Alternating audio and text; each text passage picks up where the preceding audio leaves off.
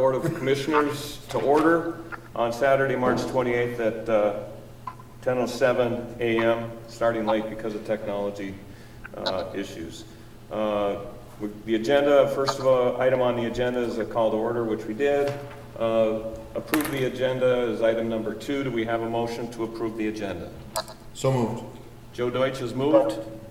Second. Rusty is second. All in favor say aye. Aye. Aye. There we go. Motion passed. Item 3, discuss flood impacts to Edgewood Golf Course. Dave, do you have some information you want to present? Yeah, I just, there's been discussion over the last couple of days and special board meeting last week. Hold on. Can you guys hear him? Yes. Okay. Okay, so there's been discussion over the last week and last board meeting about how we would deal with potential flood up at Edgewood Golf Course and also at Elzago Golf Course. With the lower crest predicted, we shouldn't have any issues at Elzago unless we get some pretty heavy rain. Right now, I had emailed all the commissioners a couple hydrological graphs. The one that we're showing right now is the one from Wahpeton.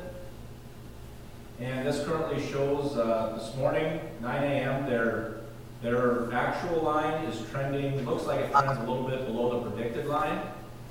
So they're actually flood rise from a flood level that is 3.5 feet. Because if you can see on Thursday, it was down at about 8 feet. And their crest is predicted at about 11.5 feet, which I'm not a hydrologist, but it seems relatively low. If you switch over to the Fargo graph, which So, interrupt. I can't see what you're seeing, of course. okay, I had sent some emails, Commissioner Nelson. I understand, but I can't look at those. Oh, I'm looking at the thing. Okay, so Yes. the graph in Fargo, I'll just explain it. The graph in Fargo currently shows the Red River at 21.5 feet, with their trend line going to 31 feet sometime next week on Thursday, Friday, Saturday. This is right in that area where the bowl at Edgewood floods. Our current line of protection at Edgewood is about 28 feet. So in the past, we've done this in the spring, we've done this for summer floods. We can typically keep Red River floodwaters out of that bowl area, which impacts 6 to 6.5 holes. We can keep it out to about 30.5 to 31 feet, just because of the narrow nature of the levee there. We can't get much higher than that 3-foot levee. We've done it with plywood, we've done it with some brackets and some supports, and we've kept it out to right about that 31 feet. So I wanted to have a special board meeting prior to Monday, which would be the time, Sunday or Monday, the time we'd start laying sandbags. The whole wrench thrown in, or the fly in the ointment here, is the COVID-19 virus. And, the CDC recommendations of social distancing is 6 feet. And these sandbags, you really can't hand sandbags off at that 6-foot distance. You have to be within probably 2 feet of somebody.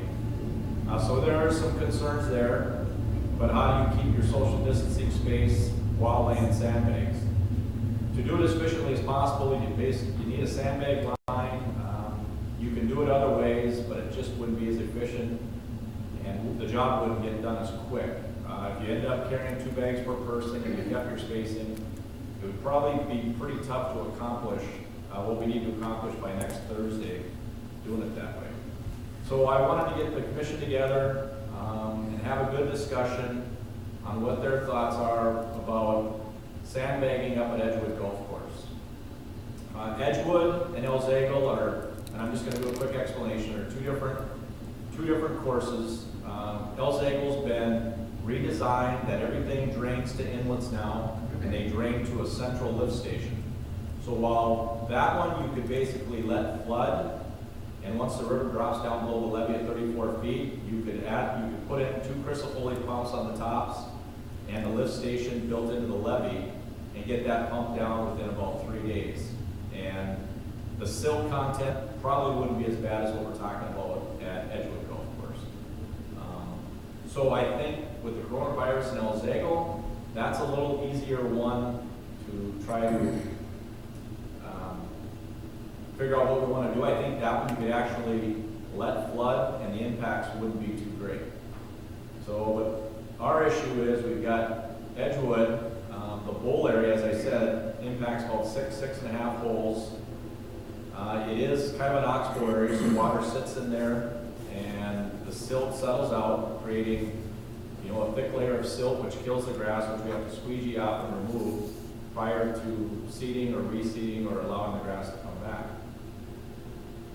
So that's kind of the predicament we're in. Do we ask for well, I guess one question is, do you mandate our staff to go up there and protect Edgewood with sandbagging efforts, knowing the social distancing spacing?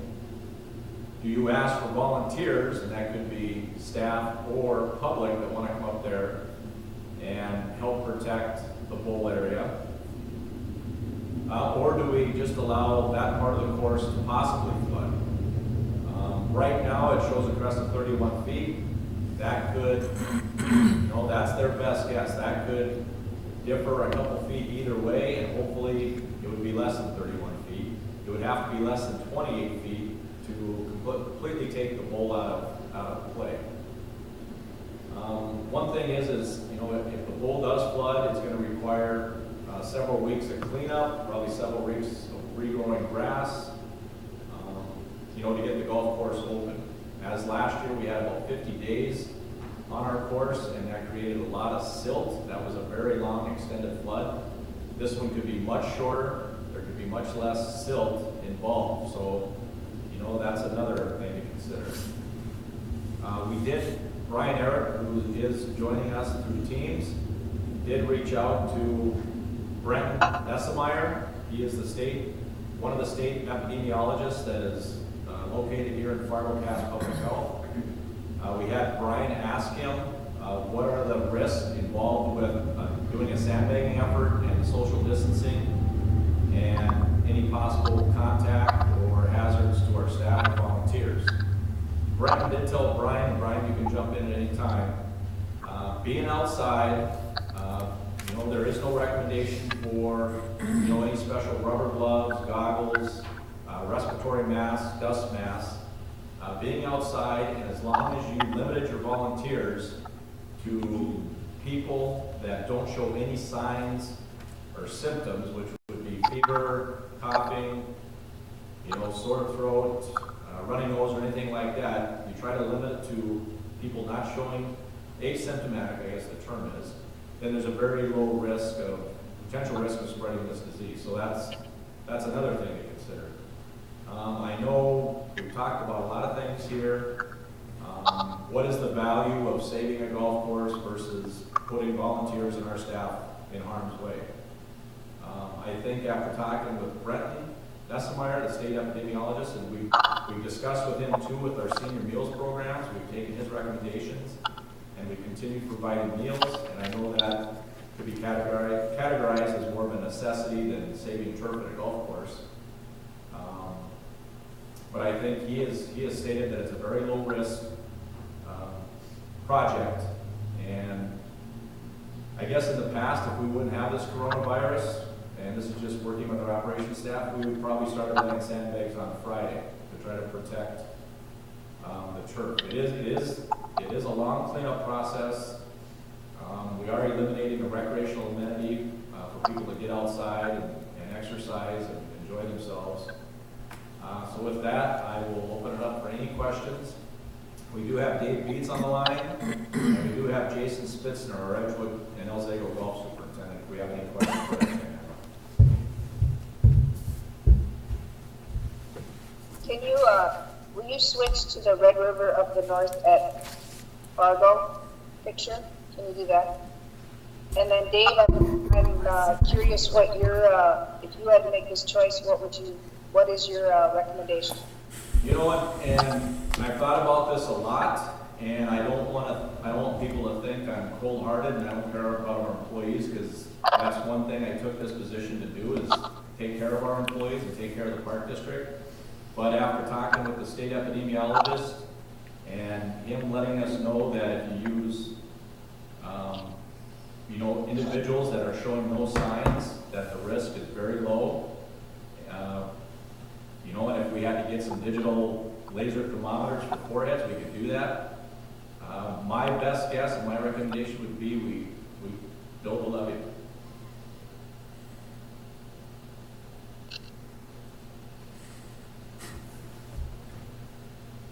Further discussion?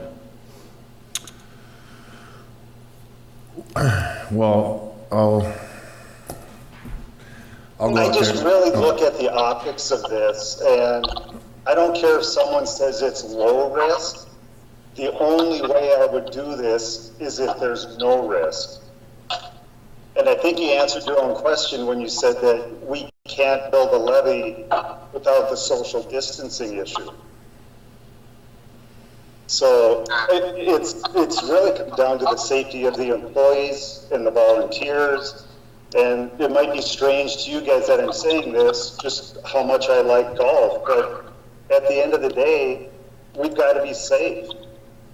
And it's turf that we're protecting. We're not protecting a building. Yes, it'll take some time to recover. If it's a normal flood, nothing like last year when it stayed on the course for 45 to 50 days. It's going to go on, it's going to get off, we can pump it off in 3 or 4 days, and Dave Beats can tell me if that's right or wrong. But I don't know how you can do this and stay safe. I would say let's monitor the crest. If it's in that 28, 29 foot range, we can keep our distance with sandbagging and shore up some of the weaker areas. Maybe consider that, but I mean, the question mark is they're predicting a 31 foot flood. We don't know if it's going to be 28, 31, 34. Last year I was skeptical, not thinking it was going to get to 35 like they were saying, and it was right on 35.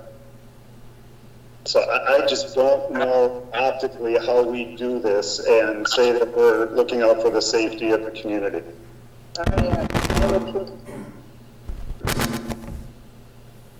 I would agree with Rusty. We're doing something that might or might not save a golf course.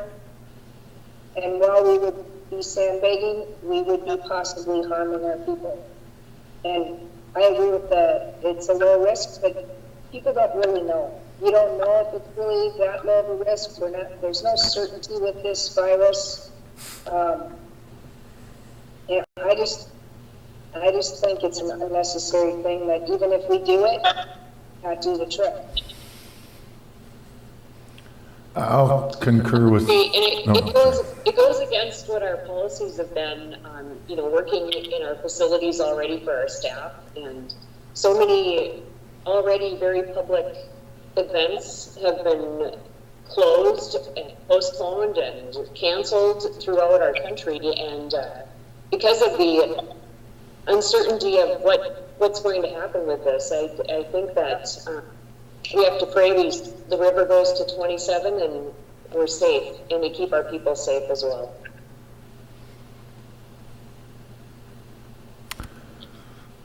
I would concur with what all three of them just said. At the end of the day, we don't know more than. I can't hear that very well. You're going to have to come over here, Joe. Oh, okay.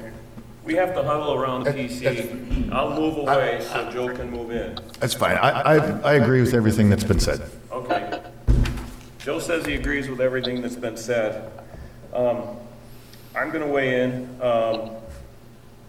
Since from last night at 3 o'clock till 9 o'clock this morning, there were 15 new reports of COVID at the state level, 6 from Cass County, 2 from Barnes County.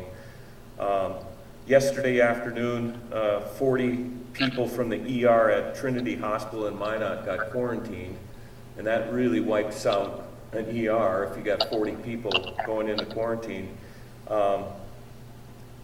If this was an essential thing like a lift station or something that potentially could save lives or keep facilities operating, I'd be very in favor of trying to figure out how we do this. But I'm consistent with everything I've heard, that there's just no reason to try and, save a few holes of golf courses at the expense of putting people in positions that they could possibly be exposed. I do want to say, though, at the same time, things that we are doing at the Park District level, like the workouts that Courts Plus people have been doing online and everything, I think that's awesome. That's tremendous. They're not putting themselves at risk, and they're providing a community service for people to work out at home. So those kinds of efforts I applaud, and I want to see us continue to do that in a safe manner. But saving some holes on the golf course, I just can't see us putting our staff come first. I think that's the thing, and I think Dave even said it. Staff come first, and if they come first, then we let the golf course go. I wonder if Jason or Dave Beats could chime in a little bit here too and say, so we let it flood, it potentially floods, and being proactive and getting a memo or letter out to Greg and the Edgewood Men's Club, just explaining why we feel this year, as far as remediation, will be much different than last year if it's a normal flood. And we're going to take some bullets, and I get it, but I would much rather take that in the line of us being safe. And it's very easy to defend why we're doing this. But maybe just taking the stance, being proactive, saying, it's a tough decision, but keeping everyone safe, this is why we're doing it. And if it's a normal flood, this is our plan, and we're going to put every resource possible to getting the water off the course as soon as we can. So I don't know if Jason or Dave could speak more on that a little bit. Can you hear me, Beats? Hold on. Can't hear him. Can you guys hear Dave? No. Go ahead, Dave. What I didn't get. I heard Rusty say I'd kind of be curious what Dave Beats says, and then for whatever reason I lost my connection. Rusty, can you repeat your question? Or maybe Jason, if Jason's there, he could speak on that behalf too. Yeah, I think, this flood is going to be way different than last year's, just because we're not going to have the sheer volume and time. So cleanup is going to be much better. We took steps last year to help in future floods for turf loss. So I believe our turf loss is going to be minimal. And with our cleanup, we've got the pumps that we can put on both ends that we can get the water out relatively quickly. And if we get lucky enough and the river is down a little area, down a little bit from what they're projecting, I do think just myself and the couple people we have at Edgewood, we can sure up some low areas that can maybe prevent some things. But as far as cleanup, when it comes to cleanup, we can throw everybody out there, even in this atmosphere, because you can do it individually in certain areas. So I think we can get it cleaned up quickly. I do not believe we're going to see a lot of turf loss from this, because I'm really not sure we're going to have the same kind of silt left behind as we did last year.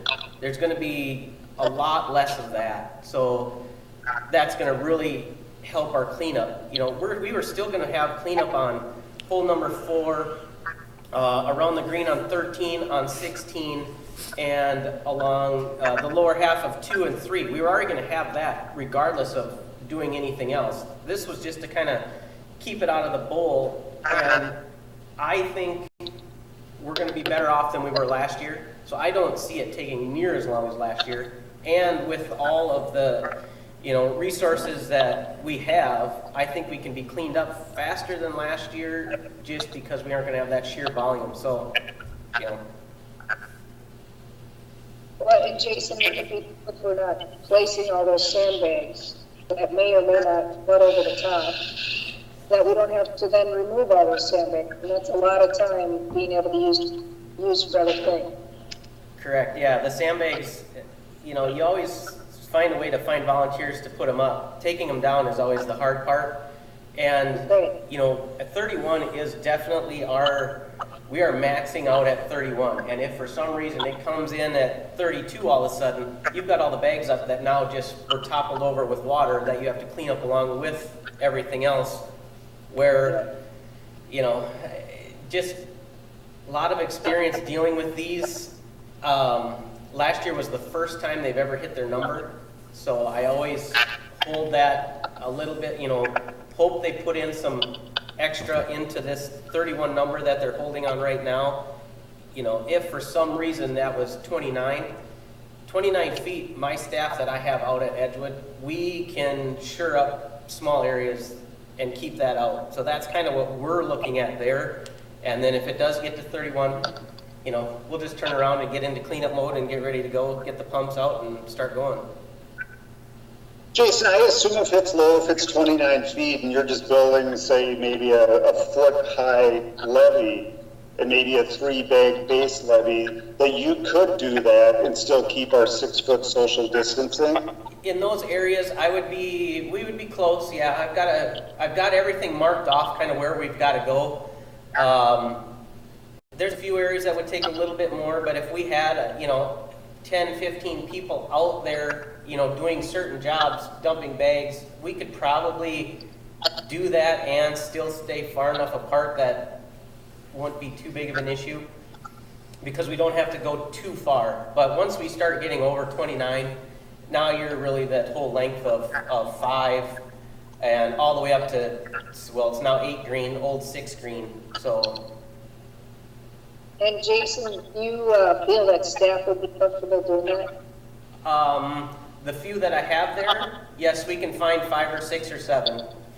Talking with everybody that's helped us haul bags over and do all this, everybody was uncomfortable, but also most people understood that, whatever the decision is, we'll go with it. I think everybody's uncomfortable every day, all day long, no matter where they're at. So, I don't want to force anybody to do anything they don't want to do. If they're willing to do it, we would take every step and precaution that we could.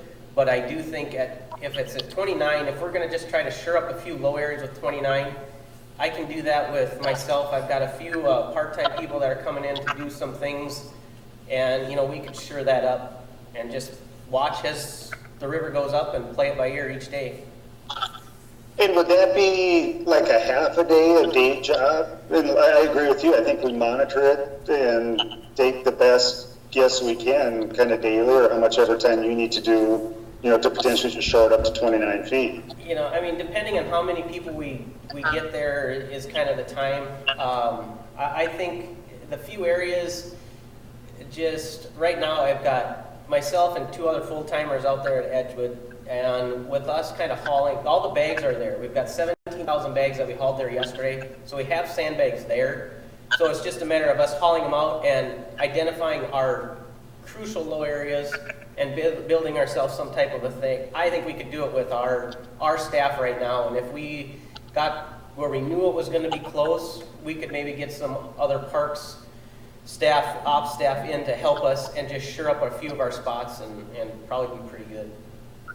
Write me down as a volunteer. I was on the front line saving my house for 3 years, and 9, 10, and 11, so I kind of missed doing it. It's been 9 years, so count me in if we get to that point. Okay. Just make sure Lester stretches out first.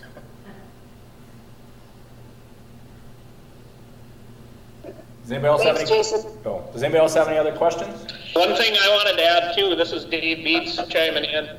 I lost connection there for a while, but with everything else kind of slowed or shut down, I told this to Dave, thinking the decision may go this way. We will be able to put a tremendous amount of our resources towards a cleanup effort whenever that starts. Jason alluded to being able to adhere to the social distancing on cleanup. That is absolutely right. That can be done with a bunch of people all working in the same area, but we can definitely get real good separation between people to make people feel comfortable. So I just wanted to throw that in there, that's our plan. If it should inundate the bowl area, we will put everything we can towards getting it cleaned up as fast as we can.